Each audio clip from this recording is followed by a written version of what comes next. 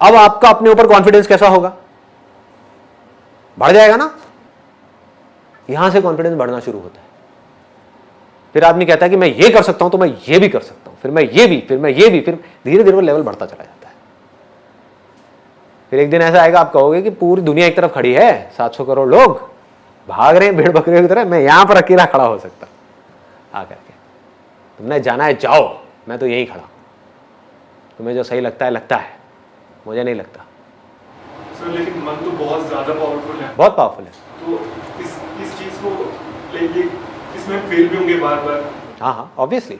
बुद्धि भी बहुत पावरफुल है, बुद्धि को अंडर एस्टिमेट मत करो। बुद्धि की पावर मन की पावर से बहुत ज्यादा बड़ी है। आपकी समझ से आप कुछ भी कर सकते हो। एक बार अपने आप को प्रॉपर तरीके से समझा दो। फॉर एग्जाम्पल, अब आपको एक बहुत सिंपल सा एग्जाम्पल दूंगा, बहुत सिंपल, जिससे आप सब रिलेट कर पाओगे। आपकी मदर है और आपकी गर्लफ्रेंड है।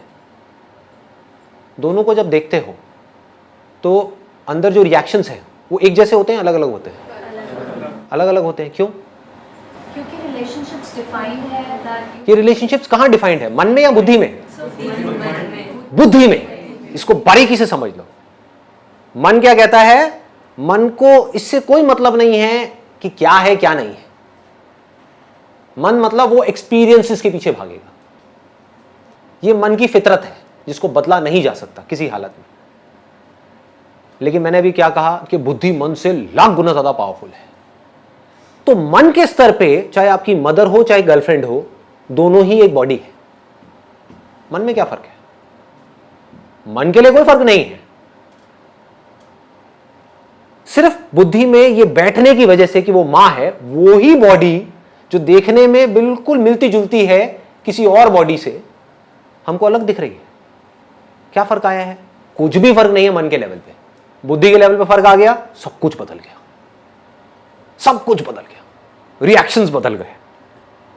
टच करोगे मदर को, अलग तरह की फीलिंग होगी। देखोगे मदर को, अलग तरह की फीलिंग होगी। मदर की आवाज सुनोगे, अलग तरह की फीलिंग होगी। गर्लफ्रेंड को देखोगे, सुनोगे, टच करोगे, अलग तरह की फीलिंग होगी। क्या हो रहा है ये? मदर को जब ऐसे टच करते हो तो ऐसी फीलिंग क्यों नहीं होती? बुद्धि में संस्कार पड़े हैं। हमारे यहां पे इंडिया में या ईस्ट में ये जो संस्कार है ये बहुत ज्यादा स्ट्रांग है। मां मतलब भगवान का रूप। तो ऐसा ख्याल आ ही नहीं सकता, सपने में भी नहीं आ सकता। आज तक ऐसा किसी को सपना भी नहीं आया होगा। I can bet. इसको बुद्धि बोलते हैं। तो अगर एक बात आपको बारीकी से समझ आ जाए, मन की कोई औकात नहीं है आपकी बुद्धि के सामने। आपको समझ आ जाए कि ये जो मैं खाने वाला हूं ये मेरे लिए सही नहीं है, अब मन क्या करेगा? नहीं खा रहा। समझ गए ना? आपको समझ आ जाए कि शादी के बाद अगर ये मेरी वाइफ है तो बस इसके साथ तो सिर्फ इसके साथ, समझ आ जाए ये बात, बारीकी से समझ आ जाए, तो क्या होगा? आप किसी को भी देखते रहो, कुछ नहीं होने वाला। कोई रिएक्शन ही नहीं उठेगा अंदर से। रिएक्शंस उठने बंद हो जाएंगे, मन जीरो हो जाएगा।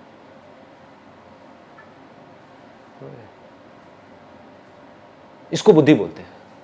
आजकल हो क्या रहा है?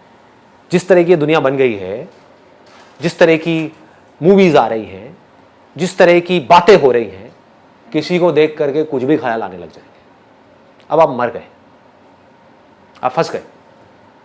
अब आपको मरने से कोई नहीं बचा सकता। आप समझ गए? अब आपके जो डिसीजंस होंगे लाइफ में वो किसके बेस पे होंगे? आपकी मन के बेस पे, आपकी बुद्धि के बेस पे? और जो भी आदमी अपने मन के बेस पे डिसीजंस लेगा वो आज नहीं तो कल मरेगा। आपकी वाइफ है आपके घर में जिसके साथ में आपकी बहुत अच्छी रिलेशनशिप है, ऑफिस में कोई कलीग है, मन उसकी तरफ भाग रहा है। अब क्या करोगे? कैसे रोकोगे इस मन को? मर गए ना। उधर बहुत अच्छी रिलेशनशिप है, अच्छी रिलेशनशिप गई तेल लेने। इधर मन की वजह से, मतलब कि कुछ सेकंड्स के प्लेजर के लिए आपने अपनी पूरी जिंदगी खराब कर ली। और इस कलीग ने भी आपको लात मारी कैसे साइड हो।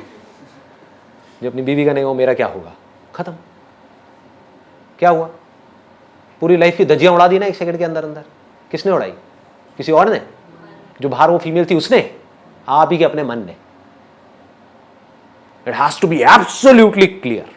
एब्सोल्युटली क्लियर कि क्या सही है क्या गलत है। और जब इसको पूरी तरह से आप पकड़ लेते हो, अभी एक दिन में नहीं होने वाला। इसमें अभ्यास अगर हम करते रहे, सपोज हमारा मन डाइवर्ट हो रहा है लेकिन हम उसे रोक रहे हैं कि नहीं ये सही नहीं है, मतलब हो रहा है, अब जो मन में है कुछ तो उसे हो रहा है डाइवर्ट, पर जब हम अभ्यास कर रहे हैं कि नहीं करना नहीं करना नहीं करना, तो सर यहाँ पे ये यूज़फुल होगा कि हम रोक लेना। अब अभ्यास क्या है इसको ध्यान से समझो। अभ्यास को विवेक भी बोलते हैं। अभ्यास लोग क्या मतलब निकालते हैं, आपका मन किसी की तरफ भाग रहा है उसको रोको। अरे आप जितना रोकोगे उतना और ज्यादा भागेगा।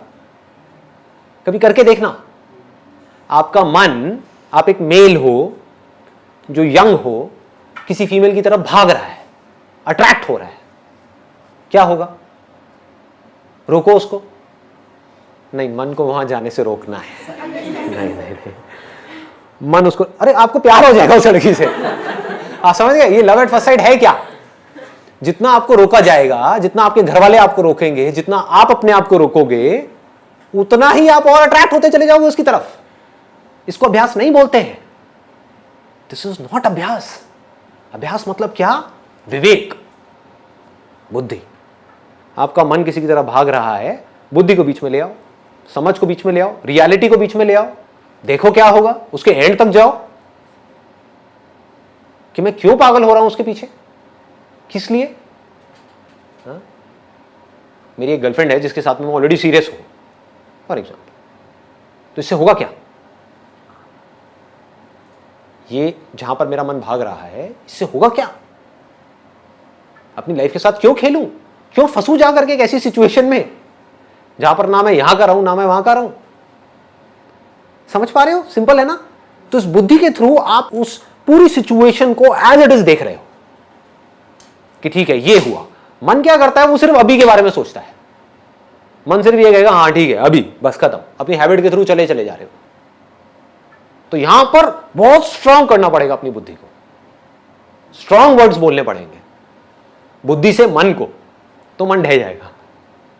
मन को जैसे ही खतरा नजर आएगा ना, मन हथियार डाल देगा अपने। अभी मन को मजा नजर आ रहा है इसलिए मन भाग रहा है। मन को थोड़ा सा डरा दो, पीछे आकर के साइड में बैठ जाएगा।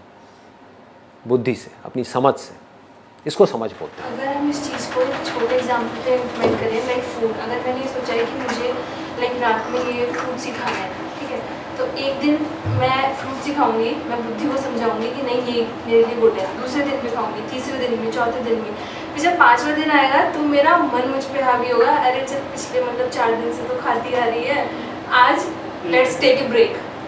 Very good point. देखो इसको भी ध्यान से समझो क्या होता है, क्योंकि जो भी आप बातें कर रहे हो ना, वो सारी बातें मैं अपनी लाइफ में उतार चुका हूं, तो I relate to what you are saying. कभी भी मन के साथ बड़े पंगे मत लो जब तक कि आपकी बुद्धि बहुत ज्यादा स्ट्रांग ना हो जाए। अभी 99% आपका मन हावी है आपके ऊपर, 1% बुद्धि काम कर रही है, तो इस 1% से आप 99% को कैसे संभाल लोगे? तो क्या करो, शुरू में छोटे छोटे चेंजेस करो, मन के लेवल पे छोटे छोटे चेंजेस करो। बचपन से आज तक आपको एक पर्टिकुलर तरह के खाने की आदत पड़ी हुई है, अब आप डाइटिंग के नाम पे कुछ और खाने लग जाओ, क्या होगा? मन बौखला जाएगा, आपकी बॉडी में तरह तरह के रिएक्शंस होना शुरू हो जाएंगे, सरदर्द होना शुरू हो जाएगा, अंदर घबराहट होनी शुरू हो जाएगी। आदमी कहेगा चलो छोड़ो ना यार, करो जो मन कह रहा है वो करो, खा लो सब कुछ। ऐसा ही होता है। इसका तोड़ क्या है?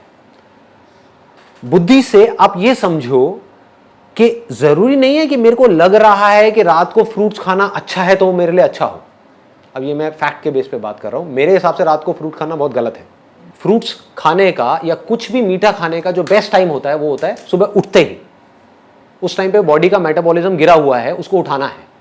अब ये सब बातें मैं कहां से कर रहा हूं? मन के लेवल से, बुद्धि के लेवल से। डाइट का गोल्डन रूल क्या है? Never make major changes in your diet. वो ना आपकी बॉडी के लिए अच्छा है ना आपके माइंड के लिए अच्छा है। हमारी अपब्रिंगिंग जिस हिसाब से हुई है उसके पीछे एक बहुत बड़ा एक लॉजिक है कि किसी पर्टिकुलर एरिया में इस तरह का खाना क्यों बनता है। उसके पीछे लॉजिक है कि वहां पर सर्दी ज्यादा है, यहां पर इस तरह का खाना क्यों है क्योंकि यहां पर गर्मी ज्यादा है। दाल चावल क्यों चलता है यहां पर क्योंकि ये है वो है। There is a particular reason. तो उसी दाल चावल को कुछ अलग तरीके से खाना शुरू कर दो। हो सकता है उसमें आप कोई ऐसा ऑयल डाल रहे हो जिसमें सैचुरेटेड फैट बहुत ज्यादा है, तो ऐसा ऑयल डालो जिसमें पूफा और मुफा ज़्यादा है। पूफा